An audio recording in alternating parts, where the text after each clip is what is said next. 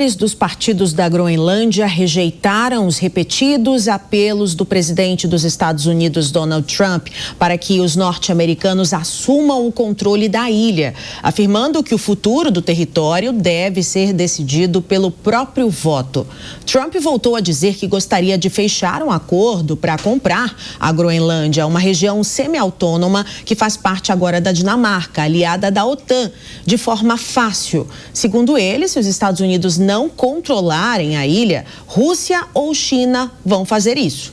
A Casa Branca afirmou que está considerando uma série de opções, inclusive o uso de força militar para anexar o território. Autoridades da Dinamarca, da Groenlândia e dos Estados Unidos se reuniram na quinta-feira em Washington e devem voltar a se encontrar na próxima semana para discutir a nova ofensiva da Casa Branca pelo controle da ilha. A primeira-ministra da Dinamarca alertou que uma tomada do território significaria o fim da OTAN. Trump, por outro lado, disse que estava disposto a sacrificar a aliança militar para conquistar a região. Sobre esse assunto, vamos conversar com o Gesualdo Almeida para ajudar a gente a entender o que pode acontecer a partir de agora. Gesualdo, se os Estados Unidos, então, decidirem essa tomada do território, a OTAN já não vem bem das pernas há muito tempo. O que pode mudar no cenário mundial? E a Europa, a Dinamarca, pode também fazer algo para impedir isso? Seria a ruptura completa da OTAN, do Tratado Militar do Atlântico Norte, a agressão de um membro da OTAN contra outro membro da OTAN, porque a Dinamarca é da OTAN e a Groenlândia, embora seja um estado autônomo da Dinamarca, ainda pertence à Dinamarca, seria, portanto, o fim definitivo da OTAN.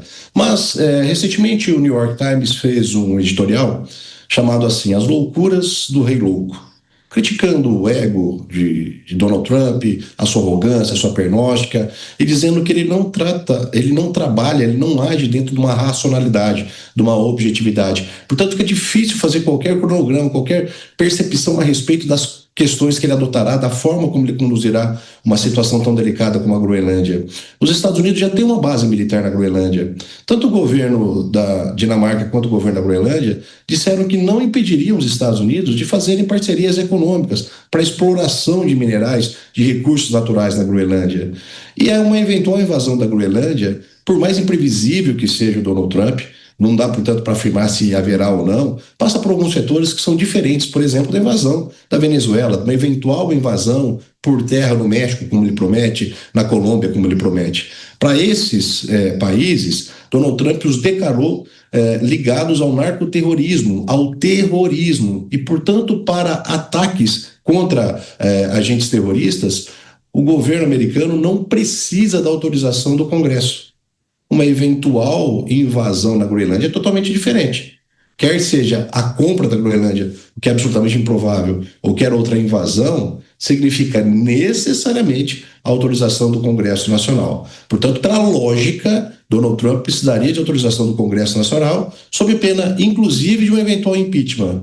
Mas, se Donald Trump não trabalha com a lógica racional, o que esperar num cenário desse? Ô Gesualdo, faz algum sentido quando ele diz que se os Estados Unidos não tomarem conta da Groenlândia, Rússia e China o farão? À medida em como você destacou, Groenlândia está subordinada à Dinamarca e a gente tem todo o cenário de OTAN por ali. Faz sentido essa ameaça que o Trump diz que China e Rússia representam a esse território ou não? De fato, geograficamente, a Rússia é mais próxima da Groenlândia do que os Estados Unidos. A Rússia, o ponto mais próximo da Groenlândia, está a 5 quilômetros, ao passo que os Estados Unidos, territorial e não Alasca, continental e não Alasca, está a cerca de 3.000 quilômetros. Do ponto de vista geográfico, parece que Donald Trump tem alguma razão. É mais fácil para a Rússia exercer influência no território da Groenlândia do que propriamente para os Estados Unidos. Quanto à China, acho pouco provável. Mas essas questões, ou pelo menos esse risco que Donald Trump alardeia, pode ser resolvido de outra forma, que não uma anexação e tampouco uma invasão.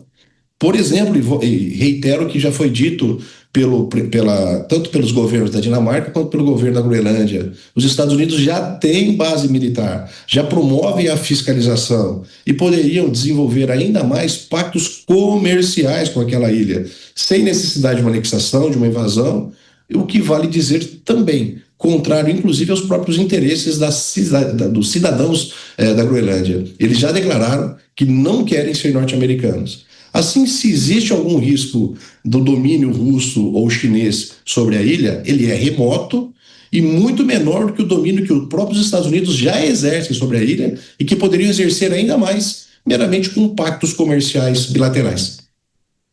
É isso, ou até mesmo uma proteção em cima desse território. Obrigado, Gesualdo. Volta daqui a pouco. 9h14.